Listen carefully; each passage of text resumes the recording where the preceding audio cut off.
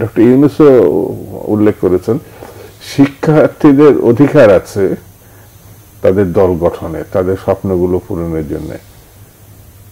শিক্ষার্থীরা কিন্তু ছাত্র রাজনীতি করে, এবং এটা আমাদের ঐতিহ্যগতভাবে বিভিন্ন সংগঠন আছে, ছাত্রদল, ইউনিয়ন, যেটা নিষিদ্ধ ঘোষিত ছাত্রলীগ বা ইসলামী ছাত্র সংগঠন আছে, কিন্তু জাতীয় সংগঠন অর্থাৎ তারা রাজনৈতিক দল গঠন।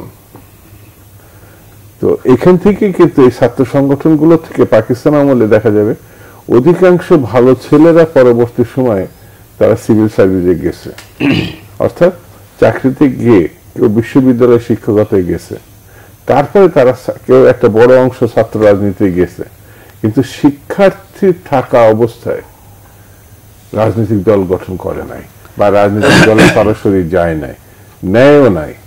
কিন্তু এখন তারা সরাসরি এই রাজনৈতিক দল করছে। আমার কাছে আমি খুব খোঁজার চেষ্টা করেছি যে তাদের কর্মসূচিটা কি।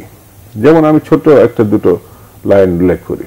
19 দফা কর্মসূচি বিএনপির, বাংলাদেশি জাতীয়তাবাদের বিষয়, উৎপাদনমুখী শিক্ষা ব্যবস্থা ছাত্র রাজনীতির মূল স্লোগান। তো এখন তারা যে স্লোগানগুলো দিয়েছে, কিন্তু তাদের লিটারেচারটা কিন্তু একেবারে অনুপস্থিত। তারা কোন দিকে? হ্যাঁ, তাদের একজন ছাত্র নেতা বলেছেন তারা ইসলাম প্রধান করবে। তো এখানে জামাত ইসলাম আছে, বা চরমনায়ের পীরের দল আছে, বা হাফিজ হুজুরের মজলিস, খেলাফত মজলিস আছে, সেহেতু ইসলামী দল নেই। যদি তারা ধর্মকে প্রাধান্য দিয়ে, ইসলামকে প্রাধান্য দিয়ে একটা রাজনীতিক সংগঠন করে, তাহলে ইসলামী ভাবপূর্ণ আরেকটি সংগঠন বাড়বে। এটা আমি খারাপ কিছু বলছি না, কিন্তু তারা তো তাদের যে আহ্বায়ক নাহিদ ইসলাম, তিনি তার বক্তব্য বলছেন ভারত এবং পাকিস্তান এই দুই ধারার কোন রাজনীতি দেশে চলবে না, সেটিও তো বলেছেন। ভারত এবং পাকিস্তান এটা দুটোই আমাদের পূর্বসূরি দেশ। ব্রিটিশ ভারতের সময় আমরা যেটা ইনকলাব জিন্দাবাদ বলছে, এটা ব্রিটিশ ভারতের রাজনীতির স্লোগান। তো ওরা ইতিমধ্যে ইনকলাব জিন্দাবাদ 100 বছরের আগে স্লোগান তারা ধারণ করেছে। তো এখন যদি কেউ বলে এটা ব্রিটিশ আমলের স্লোগান, আপনারা দিচ্ছেন কেন? যা শাশ্বত সংগ্রাম, আন্দোলন, কর্মসূচি, সেটি ভারত, পাকিস্তান, শ্রীলঙ্কা, আমেরিকা এটা বলার কোনো সুযোগ নাই। যেমন কার্ল মার্কস জার্মানি বসে মার্ক্সবাদ লিখেছিলেন, যেটা দাস ক্যাপিটাল। তো সেটি সারা বিশ্বে নিপীড়িত মানুষকে, শ্রমিককে নাড়া দিছে। এটা বিদেশি ইজম কেউ যদি বলতে পারবে যে বিদেশি একজন লিখেছে। রবীন্দ্রনাথ ঠাকুরও কিন্তু একটা সময় আমার লোক ছিল, কিন্তু এখন যদি কেউ বলে উনি হচ্ছে ভারতীয়, তাহলে রবীন্দ্র সাহিত্য আমি পড়বো কেন? তাহলে কিন্তু বিপদ আছে। ও একেবারে আমার, ওর কবিতা দিয়ে আমার জাতীয় সঙ্গীত, একে সে আমার বিদেশি। কাজী নজরুল আমার এখানে এখন জন্ম, সে জাতীয় কবি।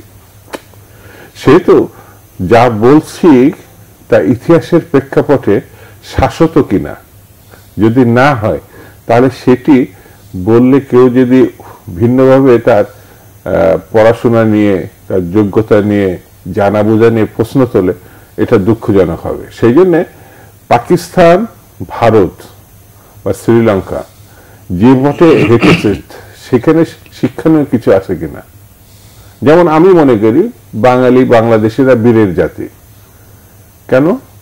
এই সাবকন্টিনেন্টে বাঙালি ছাড়া কোনো জাতিগোষ্ঠী সশস্ত্র বিপ্লবের মধ্যে, সশস্ত্র এবং আক্ষরিক অর্থেই এক সাগরের রক্তের বিনিময়ে তারা স্বাধীনতা অর্জন করছে। ভারত করে নাই, পাকিস্তানও না। তো তাহলে পরে তাদের সঙ্গে আমাদের ভিন্নতা আছে। তো সেই কারণে ভারতের, বাংলাদেশের, এই কি পাকিস্তান বা শ্রীলঙ্কা বা ভুটান বা সেখানে যদি কিছু ভালো দৃষ্টান্ত থাকে, যেমন আমি একটা স্পষ্ট করে বলি, আমাদের পূর্বপুরুষরা, আমার বাবাই যেমন ক্যালকাটা ইউনিভার্সিটির ছাত্র ছিল। যদি ভারত বিভক্ত না হতো, হয়তো আমি ক্যালকাটা ইউনিভার্সিটি হতাম, যেহেতু পদ্মার ওপরের মানুষ আমি। আমার এখনো পর্যন্ত আমাদের স্টেশনে যদি ট্রেনে উঠি 3.5 ঘন্টায় যাব।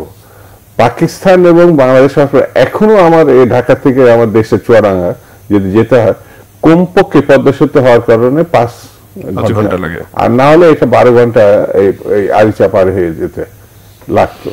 সেই জন্য কলকাতা তো বাংলাদেশ সংস্কৃতির অন্যতম দিক। সুনীল গঙ্গোপাধ্যায় বলেছে যে বাংলা বাঙালি যদি বেঁচে থাকে সেটা বাংলাদেশেই থাকবে, সেটা ওয়েস্ট বেঙ্গলে থাকবে না।